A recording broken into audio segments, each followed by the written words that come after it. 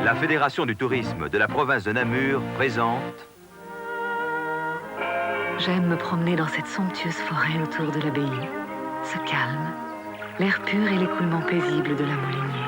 Quel joli nom pour une rivière. Et au retour à l'abbaye, hop, une vraie tartine au fromage de Maretsu. Venez vous promener en famille ou entre amis ce week-end à Maretsu. La Fédération du tourisme de la province de Namur présente... Au cœur du Viroin-Fagne, un domaine exceptionnel doté de 80 chambres tout confort, d'une infrastructure complète, d'une salle pour séminaire et d'un relais gastronomique. Les Riez et les Sarres, on s'y sent bien. C'est au 060 37 76 64.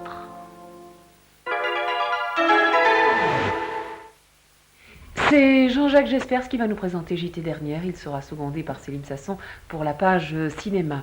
Après quoi, eh bien, nous poursuivrons encore cette soirée avec une tribune politique réservée à la CSC. Mais avant toute chose, le JT, les informations.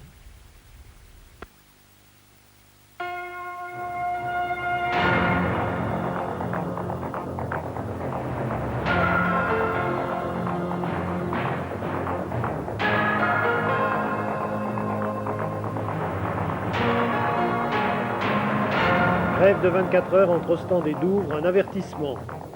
Les bourgmestres de la périphérie bruxelloise contre le compromis gouvernemental.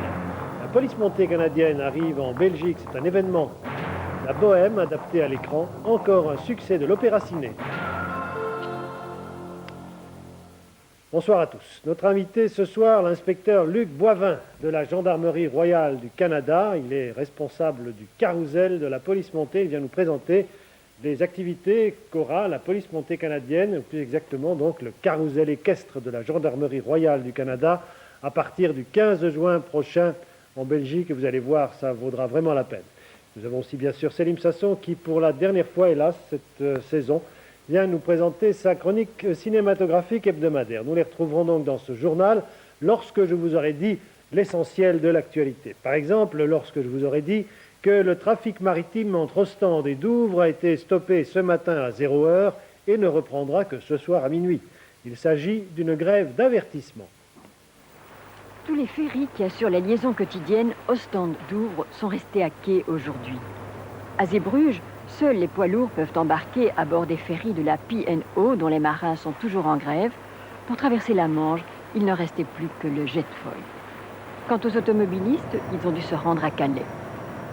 Par cette action, les syndicats veulent dénoncer le règlement de travail qui sera appliqué sur le nouveau ferry, plus performant, que la compagnie va bientôt acquérir.